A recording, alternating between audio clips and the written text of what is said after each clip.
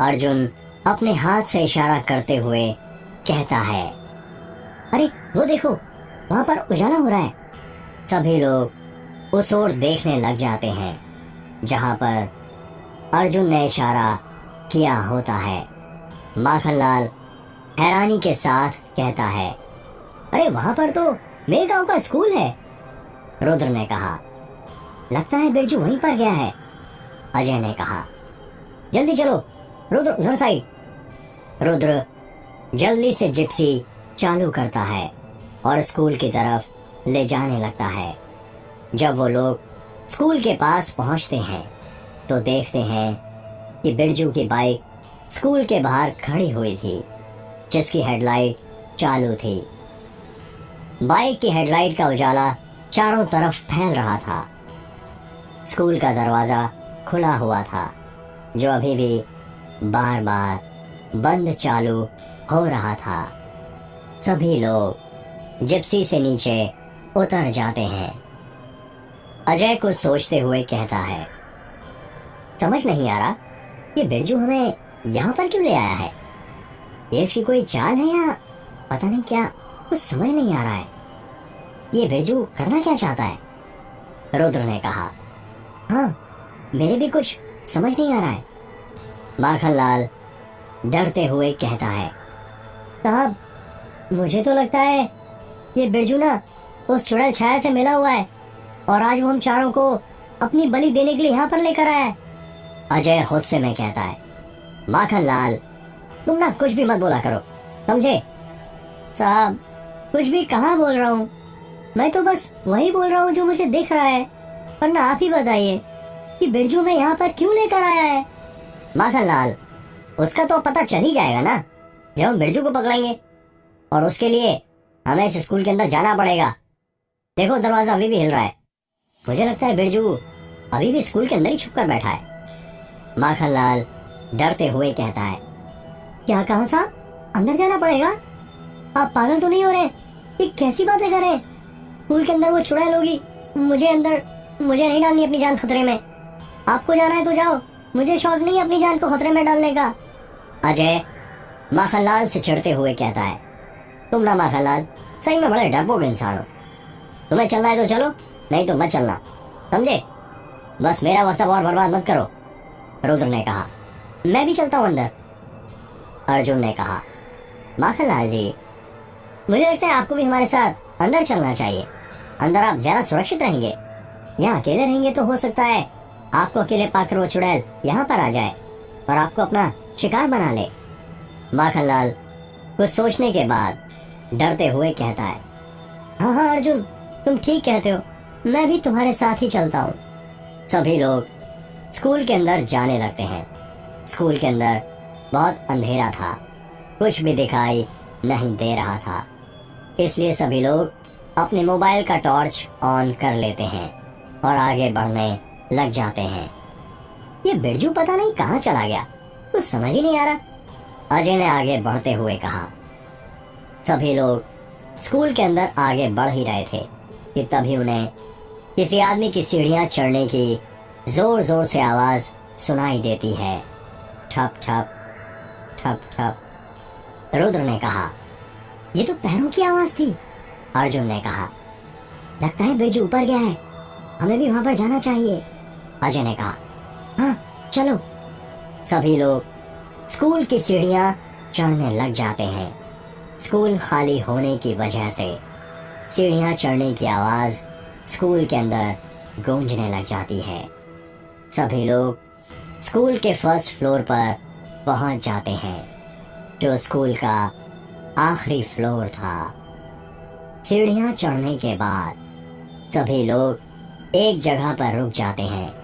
School के अंदर सन्नाटा छा गया था।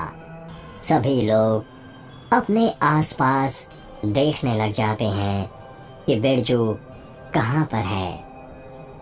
हर कोई अपने मोबाइल का टॉर्च आसपास मारते हुए बिरजू को देखने लग जाता है, पर बिरजू किसी को नहीं मिलता है। माखनलाल ने कहा, साहब देखा, यहाँ पर कोई नहीं है, हम बेफालतू यहाँ पर आए। अब चलिए यहाँ से, अजय ने कहा। माखनलाल, कदमों की आहट यहीं से सुनाई दी थी। बिरजू यहीं कहीं छुपकर बैठा होगा, ढूंढो उसे, समझे? अजय और माखनलाल बातें कर ही रहे थे कि तभी अर्जुन और अजय को एक काली परछाई भागती हुई नजर आती है, जो एक कमरे के अंदर आ चली जाती है। रुद्र हड़बड़ाते हुए कहता है, वो कमरे के अंदर। अजय जल्दी से कहता है, कमरे के अंदर क्या रुद्र? अजय, मैंने उस कमरे में किसी को जाते हुए देखा है, लगता है बिरजू उसी कमरे में गया है। अर्जुन ने कहा, मैंने भी परछाई देखी उस कमरे में जाते हुए। अजय ने उस कमरे की तरफ जाते हुए कहा, तो चलो फिर। सभी लोग धीरे धीरे अपने कदम उस कमरे की तरफ बढ़ाने लग जाते हैं। माखनलाल के दिल की धड़कनें तेज तेज चलने लग गई थीं। वो डर के मारे कांप रहा था। उसके दिमाग में अभी भी मेघ की चुड़ैल का ही ख्याल चल रहा था कि कहीं गलती से भी वो चुड़ैल उसके सामने ना आ जाए, वरना वो नहीं बचेगा। माखनलाल के पैर इतने कपकपा रहे थे कि अजय को उसके पैरों के कपकपाने की आवाजें साफ साफ सुनाई दे रही थीं। अजय ने आगे बढ़ते हुए कहा, माखनलाल, क्या हुआ? तुम इतना डर क्यों रहे हो? माखनलाल ने डरते हुए कहा, साहब, ये कैसी बातें कर रहे हैं आप? मौत के मुंह में लाकर पूछ रहे हो कि मैं डर क्यों रहा हूं? अजय समझ जाता है कि ऐसे काम नहीं चलने वाला, कुछ ना कुछ तो करना ही पड़ेगा। तभी उसे याद आता है कि माखनलाल ने उसे हनुमान जी का गधे वाला एक लॉकेट दिया था, ये बोलकर कि वो उसकी रक्षा करेगा। अजय अपना लॉकेट माखनलाल को दिखाते हुए कहता है, अरे माखनलाल, तुम डरते क्यों हो? तुम्हें बजरंगबली पर भरोसा नहीं है क्या? भूल गए तुम्हारे हनुमान जी वाला लॉकेट जो तुमने मुझे दिया था, ये बोलकर कि हनुमान जी मेरी रक्षा करेंगे? हाँ साहब, सही कहा। जब बजरंगबली मेरे साथ है तो मैं क्यों डरूं? इतना कहकर माखनलाल अपने गले में हाथ फेरने लग जाता है और अपने गले में पहने लॉकेट को देखने लग जाता है, पर उसके हाथ में उसका लॉकेट नहीं लगता है। लॉकेट को अपने गले में ना पाकर माखनलाल और घबरा जाता है और डरते हुए कहता है, अरे मेरा लॉकेट कहाँ गया? मेरे गले का लॉकेट कहाँ गया?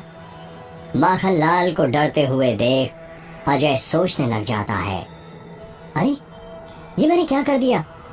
मुझे तो लगा था कि इससे माखनलाल को हौसला मिलेगा और वो बिना डरे आगे बढ़ पाएगा, पर ये दाव तो मुझ पर ही उल्टा पड़ गया।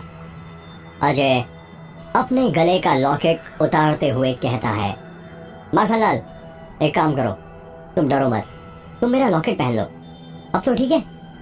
पर साहब, फिर आप? माखनलाल, तुम मेरी फिक्र मत करो, समझे? अभी मैं जितना बोल रहा हूँ सिर्फ उतना करो। ठीक है साहब। माखनलाल वो लॉकेट पहन लेता है। अब वो पहले की अपेक्षा थोड़ा कम डरते हुए आगे बढ़ रहा था। जब अजय, माखनलाल, रुद्र और अर्जुन उस दरवाजे के पास पहुंचते हैं जहां पर रुद्र और अर्जुन ने बिरजू की परछाई को घुसते हुए देखा था, तो देखते हैं कि वहां का दरवाजा लगा हुआ था। रुद्र और अर्जुन दरवाजा बंद देखकर शॉक्ड हो जाते हैं। रुद्र हैरानी के साथ कहता है, अरे ये कैसे हो सकता है? मैंने तो यहीं पर बिरजू को जाते हुए देखा। अर्जुन ने कहा, मैंने भी। अजय ने कहा, हो सकता है बिरजू ने अंदर से दरवाजा लगा दिया हो। रुद्र ने कहा, पर यदि वो दरवाजा लगाता तो आवाज तो आती ना, और स्कूल खाली है। यहाँ पर यदि हम हाँफ भी रहे हैं तो हमारे हाँफने की आवाज गूंज रही है, तो दरवाजा लगाने की आवाज तो आनी चाहिए थी ना। अर्जुन ने कहा, रुद्र सही कह रहा है, मुझे भी कुछ गड़बड़ लग रही है। अब ऐसा लग रहा है हम किसी जाल में फंस रहे हैं। बिरजू का डायरी चुराना और फिर हमें यहाँ पर मैं के स्कूल में लाना। अजय ने कहा। रुद्र और अर्जुन, अब तुम दोनों भी शुरू हो गए। पहले माखनलाल क्या कुछ कम परेशान कर रहा था, जो अब तुम दोनों भी चालू हो गए। अर्जुन ने कहा, मैं तो बस तुम्हें आगाह कर रहा था कि अजय, अब कुछ भी हो सकता है। ये उस चुड़ैल की चाल भी हो सकती है। अगर कोई चाल है तो रहने दो अर्जुन, अब मैं पीछे नहीं हटने वाला। मैं जान कर ही रहूंगा कि इस दरवाजे के पीछे क्या है। माखनलाल, तुम दरवाजा खोलो। जैसे ही माखनलाल सुनता है कि अजय ने उसे दरवाजा खोलने के लिए बोला है, माखनलाल हकलाते हुए कहता है, मैं साहब? हाँ तुम, और कौन है यहाँ माखनलाल? और तुम डर क्यों रहे हो? अभी अभी तुमने अपने गले में हनुमान जी का लॉकेट पहना है ना, फिर भी डर रहे हो? लो बजरंगबली का नाम और खोल दो दरवाजा। माखनलाल डरते हुए कहता है, जय बजरंगबली, जय बजरंगबली। यही कहते हुए माखनलाल दरवाजा खोल देता है। जैसे ही माखनलाल दरवाजा खोलता है, कर्र, दरवाजा खुलने की आवाज सुनाई देती है। दरवाजा खुल जाता है। सभी लोग कमरे के अंदर घुसने लग जाते हैं। जब वो लोग दरवाजे के अंदर घुसते हैं तो देखते हैं कि कमरे के अंदर अंधेरा छाया हुआ था। सभी लोग अपने मोबाइल का टॉर्च चारों तरफ मारने लग जाते हैं। वो लोग देखते हैं कि कमरे के अंदर बच्चों के बैठने की बेंच रखी हुई थी, जिन पर धूल जमी हुई थी, जैसे सालों से उन पर कोई नहीं बैठा हो। उसी कमरे में एक ब्लैक बोर्ड लगा हुआ था, जिसकी हालत बहुत खराब हो चुकी थी, और उस पर 2 से लेकर 5 तक टेबल लिखे हुए थे। सभी लोग उस कमरे में बिरजू को ढूंढने लग जाते हैं, पर उन्हें बिरजू कहीं पर भी नहीं मिलता है। अजय अपने मोबाइल का टॉर्च आसपास मारते हुए कहता है, यहाँ पर तो बिरजू नहीं है। रुद्र ने कहा, पर मैंने तो उसे यहीं पर आते हुए देखा था, पता नहीं कहां पर चला गया। अर्जुन ने कहा, बिरजू भले यहाँ पर ना हो, पर वो डायरी जो वो हमसे चुरा कर भागा था, वो तो यहीं पर कर गया है। सबने एक साथ हैरानी से कहा, क्या? अर्जुन ने डायरी की तरफ जाते हुए कहा, हाँ वो देखो, बेंच पर दोनों डायरियां रखी हुई हैं। ब्लैक बोर्ड जहां पर लगा हुआ था, उसके सामने ही एक बड़ी सी बेंच रखी हुई थी, जिसके ऊपर 2 डायरियां रखी हुई थी। एक डायरी के ऊपर मुक्ति का निशान और दूसरी डायरी पर मुक्ति के अपोजिट निशान बना हुआ था। रुद्र उस बेंच के पास जाते हुए कहता है, बिरजू ये डायरी यहाँ पर रखकर कहां पर चला गया, और वो ये डायरी यहाँ पर लेकर क्यों आया? माखनलाल ने कहा, पता नहीं रुद्र, मुझे तो ना पहले से ये बिरजू पसंद नहीं है। जब भी मिलता था साहब को कोई ना कोई बात बता ही देता था, और फिर बाद में साहब मेरा दिमाग खाते थे। सही कहा माखनलाल, ये बिरजू जब भी मुझे मिला है, इस बंदे ने मुझे कोई ना कोई क्लू तो जरूर दिया है, जिसके सारे हम आगे बढ़े, चाहे वो राजन मुंशी के बारे में हो या फिर छाया का हो सकता है। डायरी यहाँ पर लाकर भी वो हमें कुछ क्लू देना चाहता हो। अजय ने कहा, चलो साहब, एक बार के मैं आपकी बात मान भी लूं कि बिरजू डायरी यहाँ पर लाकर हमें कोई सा क्लू देना चाहता है, और फिर उसे हमसे डायरी चुराने का ही क्या जरूरत थी? यदि वो बोलता तो हम खुद डायरी यहाँ पर लेकर आ जाते। माखनलाल, तुम ही बताओ, यदि मैं तुम्हें बोलता कि हमें डायरी लेकर यहाँ पर आना है, तो क्या तुम आते? माखनलाल अजय की बात का कुछ जवाब नहीं देता है। माखनलाल का उदास चेहरा देखकर अजय समझ जाता है कि माखनलाल का क्या जवाब होता। तुम नहीं आते ना माखनलाल? हो सकता है इसलिए बिरजू ने ऐसा किया हो। चलिए साहब, मैंने आपकी हर एक बात मान ली कि बिरजू यहाँ पर डायरी लाकर हमें कोई सा क्लू देना चाहता था, पर क्या और अभी खुद बिरजू कहाँ पर है? अजय के पास माखनलाल के सवाल का कुछ जवाब नहीं था, इसलिए वो चुप हो जाता है। रुद्र ने कहा, अर्जुन तू कुछ कर सकता है क्या? अर्जुन रुद्र के चेहरे की तरफ देखते हुए कहता है, मैं क्या करूं? पता नहीं यार, पर कुछ तो करना है यार। सोच कि बिरजू यहाँ पर हमें क्यों लाया होगा, और वो ये डायरी इस क्लासरूम में रखकर कहाँ पर गायब हो गया? अर्जुन ने कहा, हाँ सोचता हूँ। अर्जुन बेंच के सामने ही रखी कुर्सी पर बैठ जाता है और बेंच पर रखी दोनों डायरियों को घूरने लग जाता है। अर्जुन अपनी जेब में से सिगरेट निकालता है और उसे जलाकर पीने लग जाता है। अर्जुन को सिगरेट पीता हुआ देखकर माखनलाल उसे घूरने लग जाता है। जब रुद्र की नजर माखनलाल के चेहरे पर पड़ती है तो वो उसका चेहरा देखकर समझ जाता है कि माखनलाल को अर्जुन का सिगरेट पीना पसंद नहीं आया। रुद्र माखनलाल से कहता है, वो माखनलाल जी आप बुरा मत मानिए, अर्जुन की यही आदत बस सबसे बुरी है। जब तक वो सिगरेट नहीं पीता ना, उसका दिमाग काम नहीं करता है। देखना सिगरेट खत्म होने तक ये कोई ना कोई आइडिया तो जरूर निकाल लेगा। माखनलाल रुद्र की बात का कोई जवाब नहीं देता है। अर्जुन सिगरेट के कश खींचते हुए कहता है, रुद्र ये वही स्कूल है ना जहाँ पर बचपन में तू पढ़ा करता था? रुद्र ने कहा, हाँ यार, और सिर्फ मैं ही नहीं, अजय भी मेरे साथ ही पढ़ा करता था। अर्जुन सिगरेट का दूसरा कश खींचते हुए कहता है, रुद्र क्या ये वही क्लास है जहाँ तुम्हारी टीचर कृति छाया यानी कि छाया तुम्हें पढ़ाया करती थी? रुद्र अपने मोबाइल का टॉर्च कमरे की दीवारों पर मारने लग जाता है और दीवार को अच्छे से देखने लग जाता है। अजय भी कमरे की दीवारों को अच्छे से देखने लग जाता है। उन दोनों को एक साथ याद आता है कि यही वो कमरा था जहाँ पर बचपन में उनकी क्लास लगती थी। उनको याद आता है कि छाया उन्हें यहीं पर पढ़ाया करती थी और बोर्ड पर जो 2 से 5 तक टेबल लिखा हुआ था वो उन्हीं की एज की एक बच्ची लिख रही थी, जिनका चेहरा उन्हें दिखाई नहीं दे रहा था। रुद्र ने कहा, हाँ अर्जुन ये वही कमरा है, यहीं पर बचपन में छाया हमें पढ़ाया करती थी। अजय को याद आता है कि बचपन में रुद्र और वो दोनों एक साथ बैठा करते थे और जिस बेंच पर वो बैठते थे वहां पर उन दोनों ने एक दूसरे का पेन से नाम लिखा था। अजय वो बेंच ढूंढने लग जाता है और उसे वो बेंच मिल भी जाती है।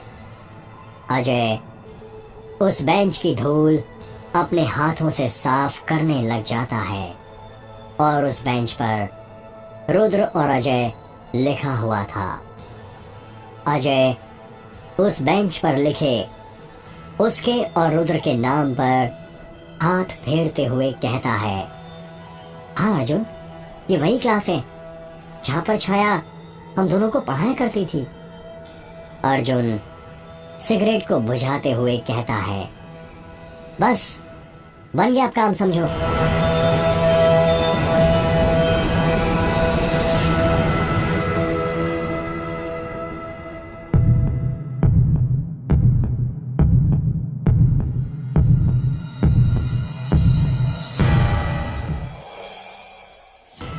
रुद्र हैरानी के साथ पूछता है, बन गया काम मतलब ये यार इस डायरी की मदद से मैं तुम दोनों यानी कि रुद्र तुझे और अजय दोनों को छाया के अतीत में भेज सकता हूँ।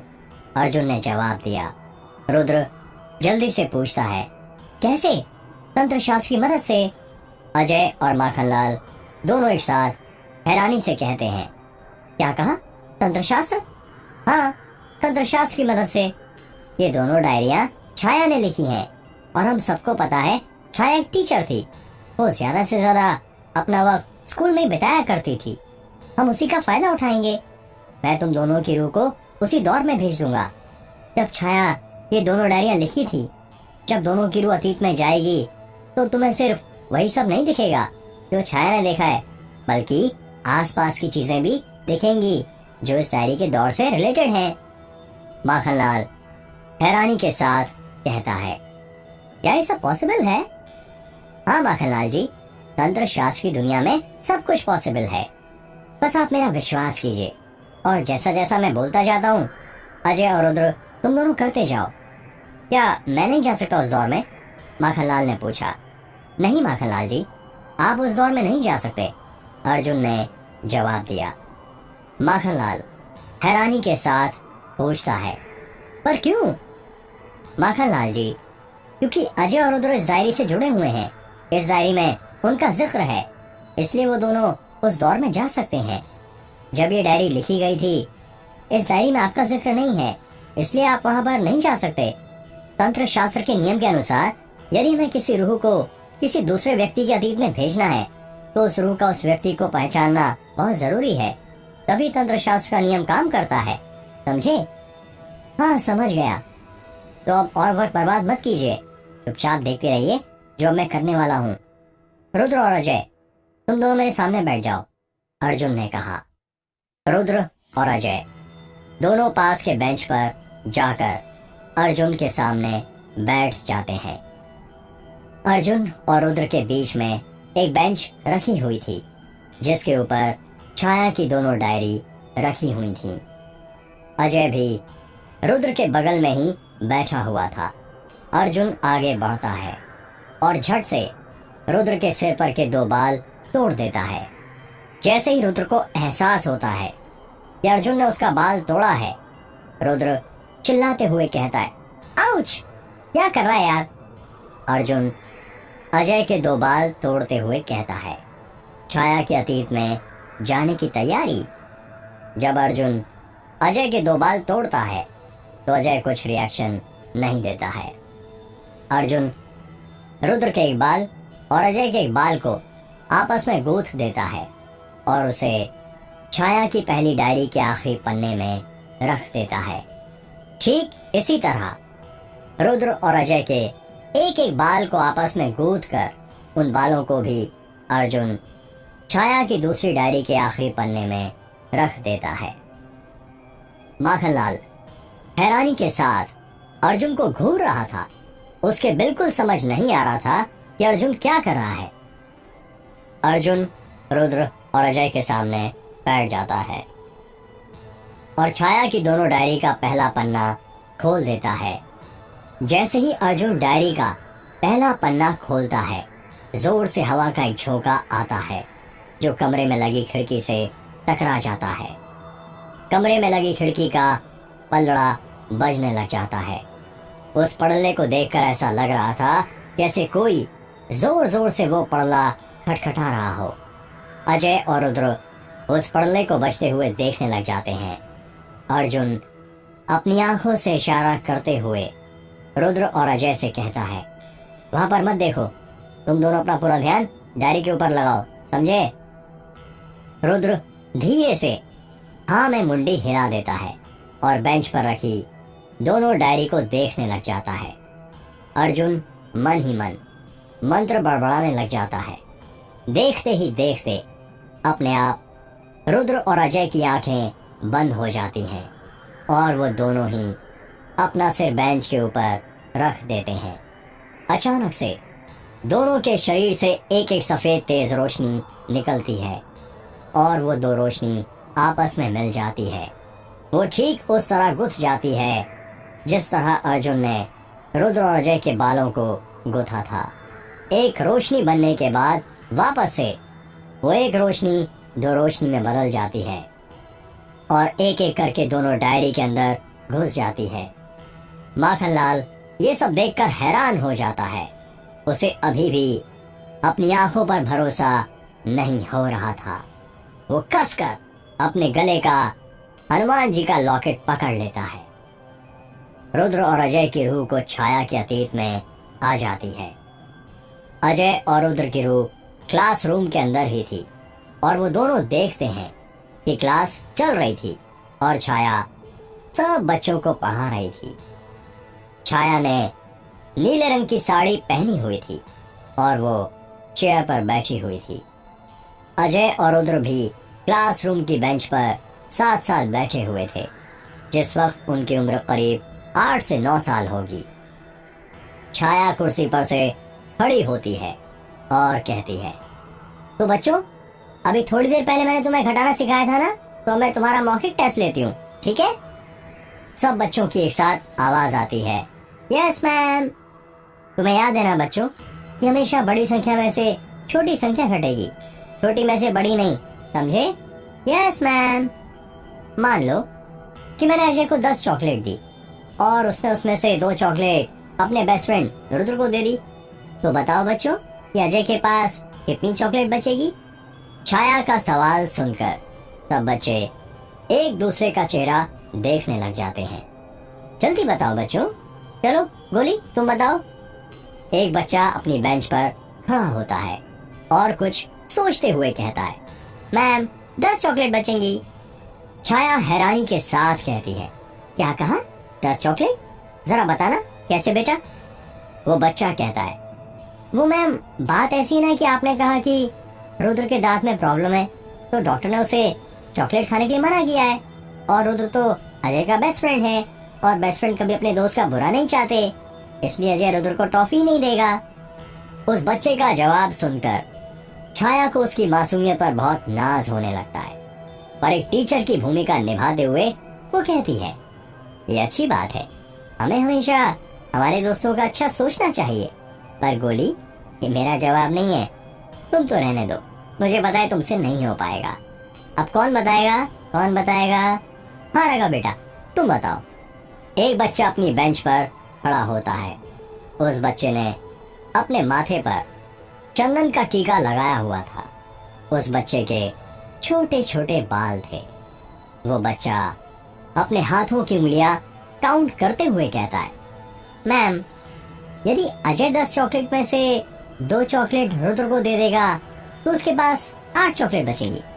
छाया खुश होते हुए कहती है, वेरी गुड राघव, मुझे पता था तुम इसका जवाब जरूर दे दोगे। चलो सब बच्चे क्लैपिंग करो राघव के लिए। सब बच्चे तालियां बजाने लग जाते हैं। क्लासरूम के अंदर बच्चों की तालियां गूंजने लगती हैं। आप सभी बच्चों को राघव से कुछ सीखना चाहिए। वो रोज घर पर जाकर सवालों की प्रैक्टिस और रिवीजन करता है। यही एक कारण है कि उसे सब चीजें याद रहती हैं। यदि आप लोग भी यही करेंगे तो राघव की तरह इंटेलिजेंट हो जाएंगे।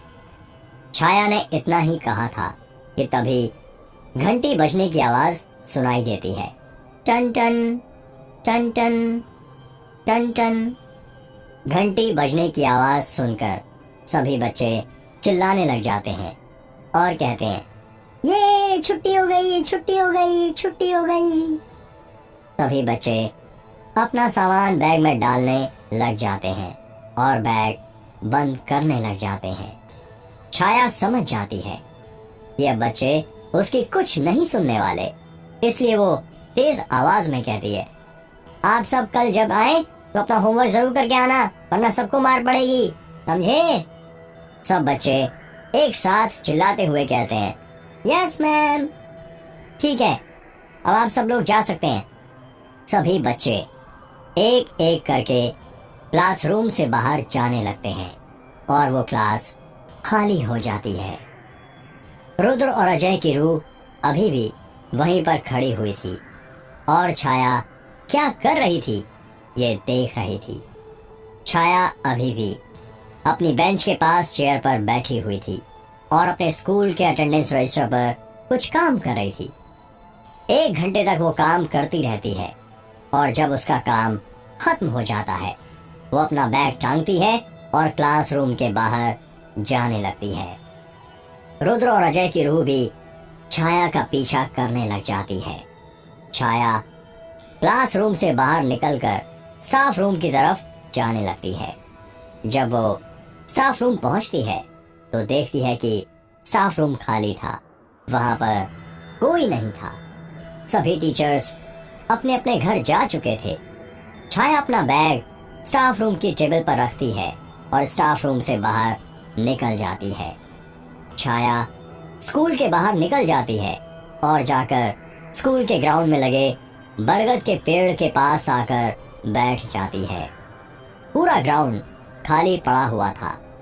छाया बरगद के पेड़ के नीचे अकेली बैठी हुई थी।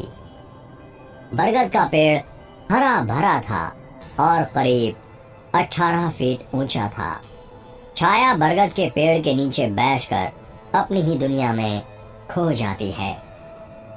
उसे पता ही नहीं चलता कि कब 3 से 5 बज जाते हैं। छाया बरगद के पेड़ के नीचे बैठी हुई थी। तभी अचानक से कोई पीछे से उसके कंधे पर हाथ रखता है। अचानक से किसी का स्पर्श पाकर छाया डर जाती है और वो डरते हुए पीछे मुड़ती है। जब वो पीछे मुड़ती है तो देखती है स्कूल में काम करने वाली बाई थी। अरे सुलोचना ताई, आपने तो मुझे डरा ही दिया था, छाया ने कहा। सॉरी मैम, सुलोचना ने कहा। सुलोचना ताई, कितनी बार बोला मैंने आपसे कि मुझे मैम मत बोला कीजिए। मैं छोटी हूँ आपसे, आप मेरा नाम लेकर मुझे बुला सकती हैं। पर पोस्ट तो बड़ी है ना आपकी मुझसे। तो क्या हुआ, उम्र और पोस्ट में जमीन आसमान का फर्क होता है। व्यवहार नाम की भी कोई चीज होती है, हर चीज पोस्ट से नहीं चलती है। सुलोचना अपना सिर हिलाते हुए कहती है, हाँ वो तो है। वैसे आप किस काम से आई थी? वो स्कूल बंद करने का वक्त हो गया है, शाम के 5 बज गए। मैं जब झाड़ू पोछा कर रही थी स्टाफ रूम में तो मैंने वहाँ पर आपका बैग देखा। पहले तो मुझे लगा कि आप अपना बैग भूलकर घर चली गई, पर फिर स्टाफ रूम की खिड़की से ही आप मुझे ये बरगद के पेड़ के पास बैठी नजर आई। फिर मैं वापस अपना काम करने लगी। मुझे लगा मेरा काम खत्म करने से पहले ही आप अपने घर चली जाएंगी, पर आप तो अभी तक यहाँ पर बैठी हुई हैं। हाँ, वो मेरा मन नहीं किया अभी घर जाने का। क्यों, क्या हुआ? आपका आपके पति के साथ कोई झगड़ा वड़ा हुआ है क्या, जो आपका घर जाने का मन नहीं किया? छाया हंसते हुए कहती है, अरे नहीं नहीं, ऐसी कोई बात नहीं है ताई। अच्छा फिर ठीक है। सुलोचना कुछ देर सोचने के बाद अटपटाते हुए कहती है, वैसे एक बात पूछूं मैं आपसे? हाँ पूछिए ना। मैंने अक्सर देखा है आपको स्कूल की छुट्टी खत्म हो जाने के बाद भी आप अक्सर इस बरगद के पेड़ के पास बैठा करती हैं। आखिर ऐसा क्या है इस बरगद के पेड़ में? पता नहीं ताई, पर इस बरगद के पेड़ के पास बैठकर सुकून मिलता है और ऐसा लगता है यही मेरा घर है। इस बरगद के पेड़ की जटाओं से झूलने का मन करता है। ये आप कैसी बातें कर रही हैं? आपको पता है ना, बरगद के पेड़ के अंदर भूतों का निवास होता है। शाम के वक्त बरगद के पेड़ के पास बैठना शुभ नहीं माना जाता। छाया सुलोचना की बात सुनकर हंसने लग जाती है और कहती है, आप भी ना ताई, आप इन सब बातों को मानती हैं? हाँ मैं तो मानती हूँ, कोई माने या ना माने। छाया सुलोचना की आंखों में देखते हुए कहती है, तो क्या फिर कभी आपने देखे भूत प्रेत? सुलोचना भूत प्रेत का नाम सुनकर ही डर जाती है और अपने हाथ से ना ना करते हुए कहती है, ना बाबा ना, मैंने कभी भूत प्रेत नहीं देखे, ना मुझे देखने हैं। वैसे आपको पता है, ये जो बरगद का पेड़ है ना, कहते हैं इसमें स्वयं ईश्वर का वास भी होता है, और हमारे में गांव का बरगद के पेड़ का तो स्वयं ईश्वर ने लगाया है। छाया हैरानी के साथ कहती है, कि आप क्या बात कर रही हैं? हाँ सच कहते हैं, एक बार मेरे गांव में बहुत सूखा पड़ गया था, इतना कि खाने पीने के लाले पड़ गए थे। तब एक रात कहीं से कोई फकीर आए थे और उन्होंने एक बीज लगाया था इस जमीन पर, और उसी रात फिर जोर से बारिश हुई, और वो जो मेघनाथ मंदिर में है ना, उसके अंदर भी स्वयंभू शिवलिंग उसी रात निकले थे जब ये बीज पनपा था। गांव वालों का तो ये भी मानना है कि उस रात स्वयं भगवान शिव उस फकीर का रूप लेकर आए थे और उन्होंने ही ये बरगद के पेड़ को लगाया था। तब से लेकर आज तक ये बरगद का पेड़ कभी नहीं सूखा। मुझे तो लगता है यही कारण है कि आप घंटों इस बरगद के पेड़ के नीचे बैठी रहती हैं और आपको पता नहीं चलता है। छाया अपने चेहरे पर स्माइल लाते हुए कहती है, लगता है तुम सही कह रही हो, इस बरगद के पेड़ के अंदर बहुत शक्तियां हैं, तभी तो मैं यहाँ पर घंटों बैठी रह जाती हूँ, स्कूल की छुट्टी हो जाने के बाद भी। अच्छा वैसे मेरा स्कूल बंद करने का वक्त हो गया है, आप अपना बैग बाहर निकाल लीजिए, मैं ताला लगा देती हूँ स्कूल में। छाया भारी आवाज में कहती है, स्कूल की चाबी मुझे दे दो सुलोचना। छाया के मुंह से अपना नाम सुनकर सुलोचना को बहुत अजीब लगता है और वो हैरानी के साथ कहती है, क्या आपने? छाया ने गुस्से में कहा, मैंने कहा चाबी मुझे दे सुलोचना। छाया का अजीब सा बर्ताव देखकर सुलोचना शॉक्ड हो जाती है। छाया सुलोचना की आंखों में देखने लग जाती है और बार बार एक ही बात रिपीट करने लग जाती है, चाबी मुझे दो सुलोचना, चाबी मुझे दो सुलोचना। सुलोचना भी छाया की आंखों में देखने लग जाती है।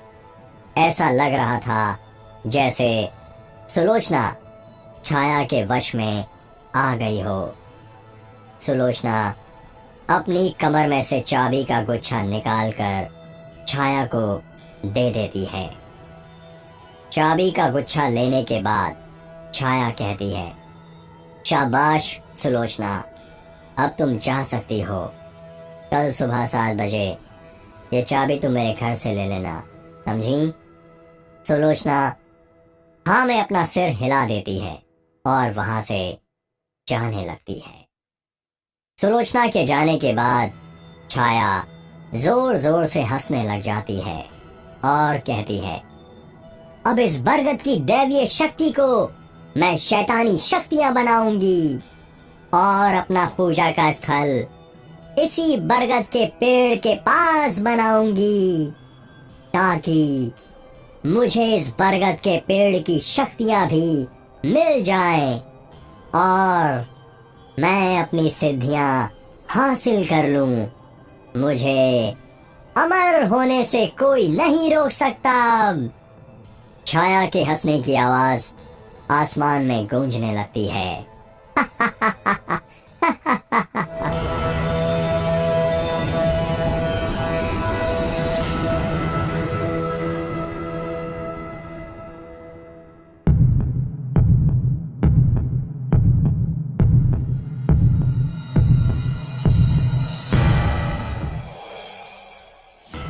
छाया बरगद के पेड़ के पास बैठी हुई थी और अपने हाथ में चाबी का गुच्छा घुमा रही थी।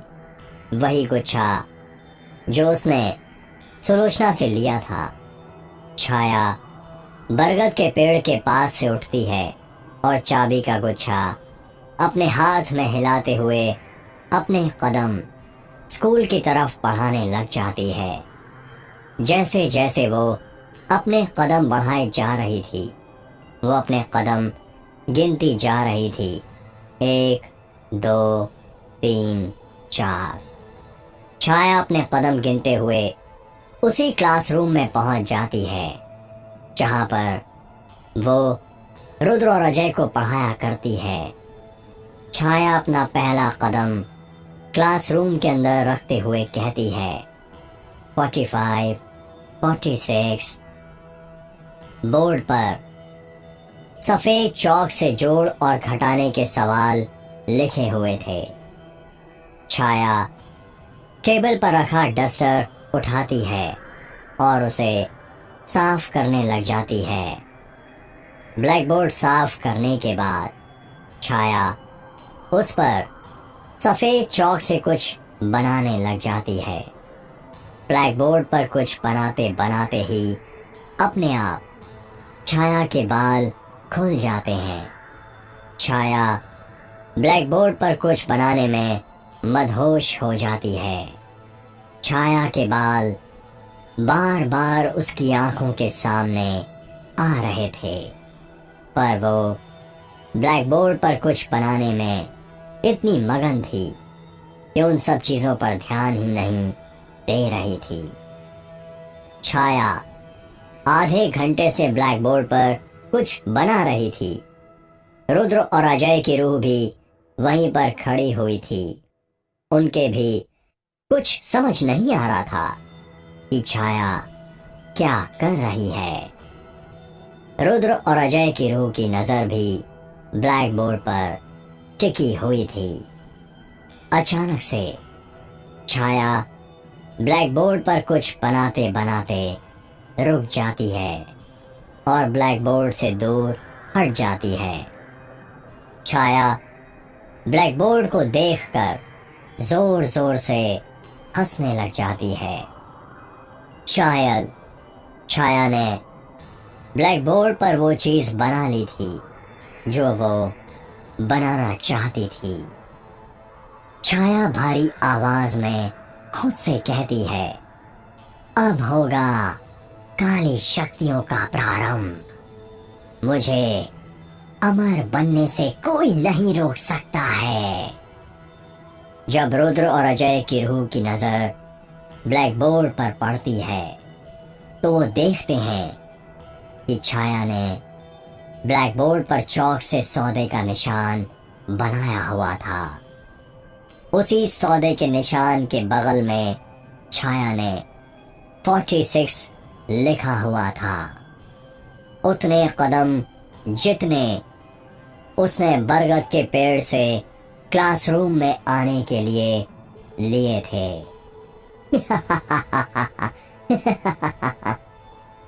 छाया जोर जोर से पागलों की तरह हंसी जा रही थी। उसकी आवाज क्लासरूम के अंदर गूंजने लगी थी। तभी छाया का फोन बजने लग जाता है। ट्रिंग ट्रिंग ट्रिंग ट्रिंग। छाया फोन उठाते हुए अपनी नॉर्मल आवाज में कहती है, हेलो। फोन के अंदर से एक आदमी की आवाज आती है, कहाँ पर हो तुम कृति? और अभी तक तुम घर क्यों नहीं आई? तनु कब से अकेली बैठी हुई है, उसे भूख भी लग रही है। तुमने घड़ी में वक्त भी नहीं देखा है कि नहीं? सॉरी सॉरी जान, मैं वो। छाया अपनी बात पूरी करती उससे पहले ही फोन के अंदर से फिर आवाज आती है, मैं क्या करती? तुम बताओगी भी कि तुम हो कहाँ पर इस वक्त? जरा घड़ी में वक्त देखो अपनी, 7 बज गए। वो मैं स्कूल में थी। फोन के अंदर से हैरानी के साथ आवाज आती है, क्या कहा? स्कूल में? और वो भी अभी तक? तुम कर क्या रही हो स्कूल में? छाया सोचने लग जाती है कि अब वो क्या बहाना बताए। तभी उसके दिमाग में एक आइडिया आ जाता है और वो थोड़ा सोचते सोचते कहती है, वो जान बच्चों के एग्जाम आ रहे हैं ना, तो उनके पेपर तैयार कर रही थी, तो उसी में वक्त लग गया थोड़ा सा। और तुम्हें पता है माधुरी मैम भी बाहर गई हुई है, तो उनका हिंदी का पेपर भी मुझे ही बनाना पड़ रहा है।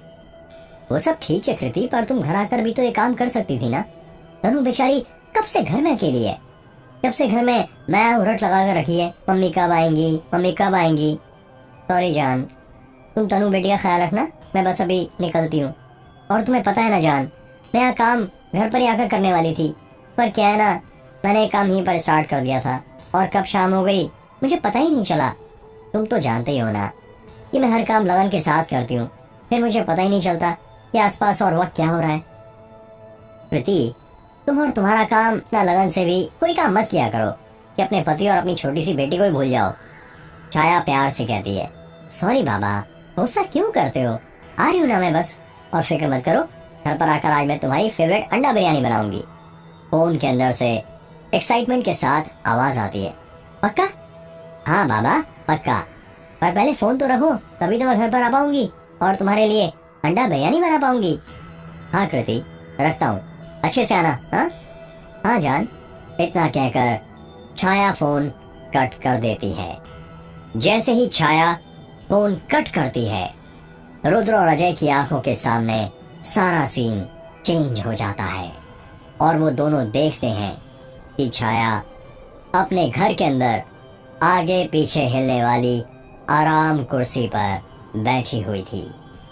छाया के बाल खुले हुए थे और उसने आंखों में गहरा काजल लगा कर रखा हुआ था। छाया को देखकर ऐसा लग रहा था कि बार बार कुर्सी पर आगे पीछे होकर किसी का इंतजार कर रही हो।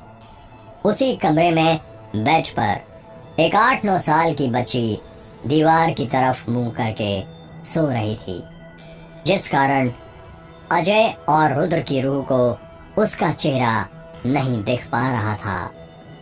छाया कुर्सी पर हिलते हुए कुछ सोच रही थी कि तभी दीवार पर लगी पेंडुलम घड़ी में 8 बज जाते हैं।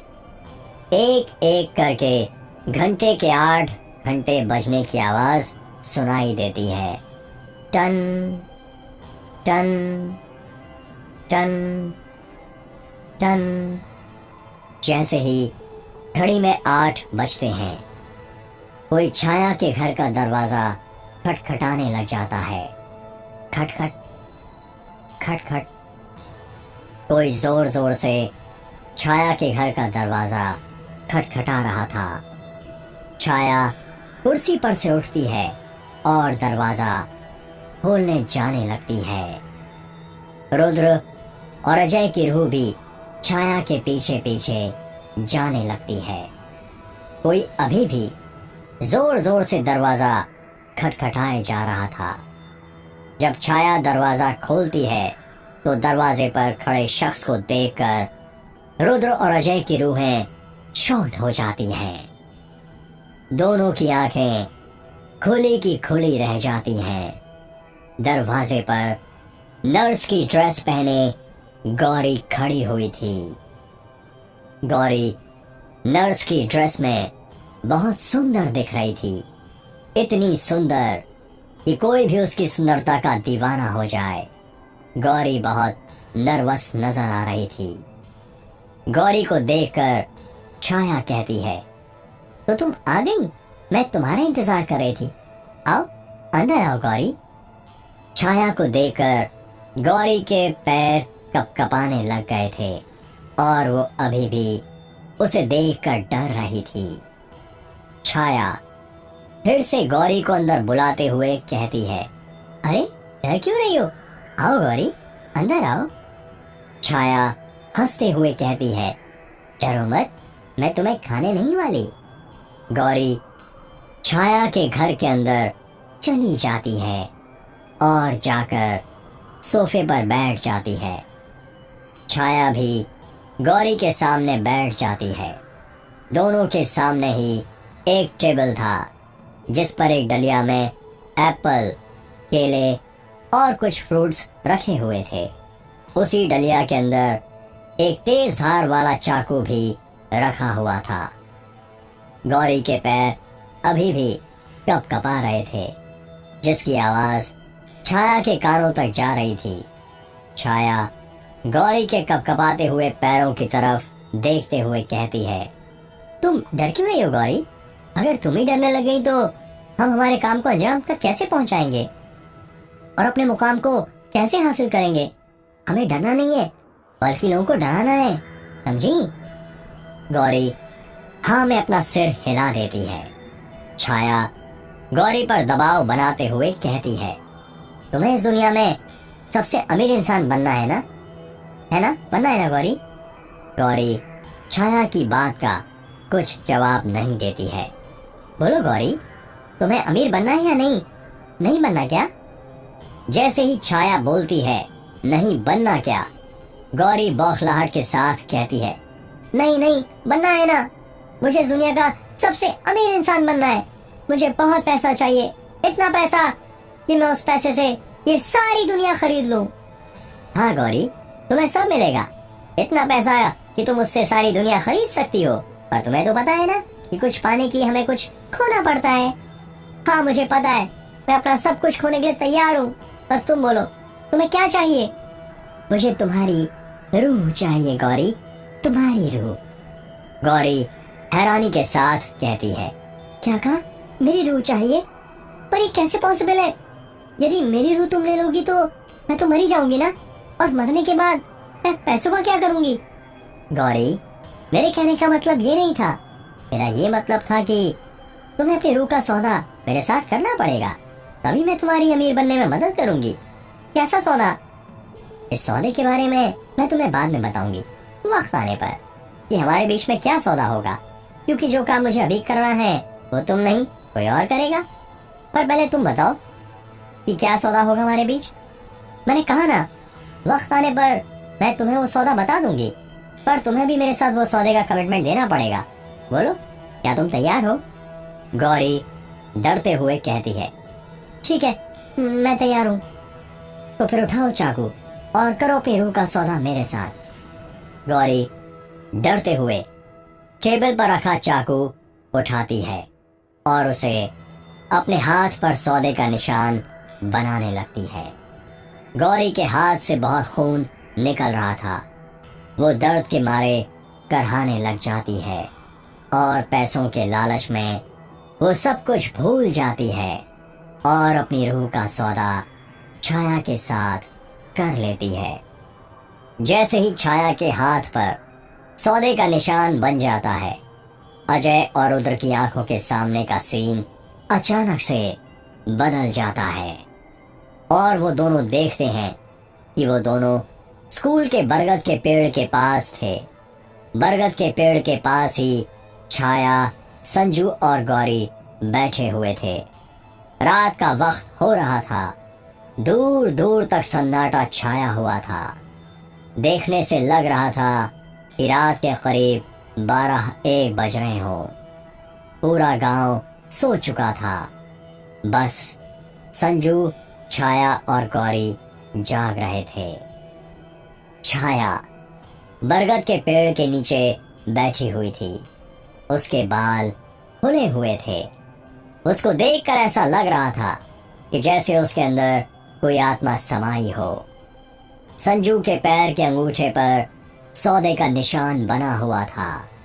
उस निशान को देखकर लग रहा था कि वो ताजा हो और 1 या 2 दिन पहले ही उसके अंगूठे पर बनाया हो। गौरी छाया से कहती है, जैसा तुमने कहा था वैसा मैंने कर दिया है। संजू ने अपनी आत्मा का सौदा मेरे साथ कर लिया है और वो मेरे लिए हर काम करने के लिए तैयार है। छाया अपने बाल अपने चेहरे पर से हटाती है और संजू की तरफ देखते हुए कहती है, तुम सच में तैयार हो ना? संजू डरते हुए कहता है, हाँ मैं तैयार हूँ। गौरी डरते हुए कहती है, ये करना पाप तो नहीं है ना? ये तुम कैसी बात कर रही हो गौरी? ये तो एक प्रकार की पूजा है। बस फर्क इतना है कि शैतान की पूजा, और शैतान को खुश करने के लिए हमें काम तो पूरा करना ही पड़ेगा ना। हमें कुछ भी करके इस काम को अंजाम देना है, तभी तो तुम दुनिया में सबसे अमीर और मैं अमीर बनूंगी। गौरी फिर डरते हुए कहती है, पर क्या गौरी, इस दुनिया में कुछ भी गलत नहीं है। इंसान को आगे बढ़ने के लिए आगे वाले को धक्का देना ही पड़ता है, तभी तो उसके आगे आ पाएगा। पौराणिक कथाओं में भी तो भगवान को प्रसन्न करने के लिए क्या क्या किया जाता था। तो क्या हम इतना सा काम नहीं कर सकते शैतान को प्रसन्न करने के लिए? और तुम्हें पता है, शैतान भगवान से पहले प्रसन्न हो जाते हैं। वो अपने भक्तों को ज्यादा देर इंतजार और तपस्या नहीं करवाते, समझी? हाँ समझ गई, मैं तैयार हूँ। छाया खुश होते हुए कहती है, ये हुई ना बात। इस काम को अंजाम देने के लिए हमें एक बच्चे की जरूरत है और वो बच्चा मैंने ढूंढ लिया है। गौरी जल्दी से पूछती है, कौन है वो बच्चा? रुद्र।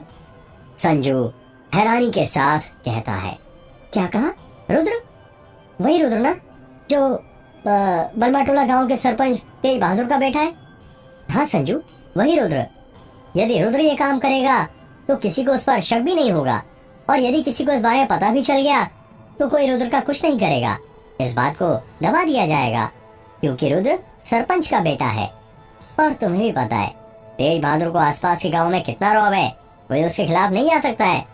संजू कहता है, हाँ वो तो है, पर क्या रुद्र हमारा साथ देगा? हाँ वो हमारा साथ देगा। गौरी हैरानी के साथ कहती है, क्या तुमने उसके साथ भी उसकी आत्मा का सौदा कर लिया है? नहीं गौरी, मैंने रुद्र के साथ उसकी आत्मा का सौदा नहीं किया है, क्योंकि रुद्र अभी बच्चा है और नाबालिगों के साथ आत्मा का सौदा नहीं किया जाता। सौदा करने के लिए बालिग होना जरूरी है। संजू कहता है, फिर रुद्र हमारा साथ क्यों और कैसे देगा जब उसने अपनी आत्मा का सौदा ही नहीं किया है? छाया अपने चेहरे पर मुस्कान लाते हुए कहती है, रुद्र की आत्मा का सौदा हमारे साथ नहीं हुआ तो क्या हुआ? उसकी कुछ ख्वाहिशें तो है ना? गौरी हैरानी के साथ कहती है, मतलब ये कि मैं रुद्र की क्लास टीचर हूँ और मुझे पता है कि रुद्र पढ़ने लिखने में बहुत कमजोर है। मैंने ऐसी चीज का रुद्र को लालच दिया है।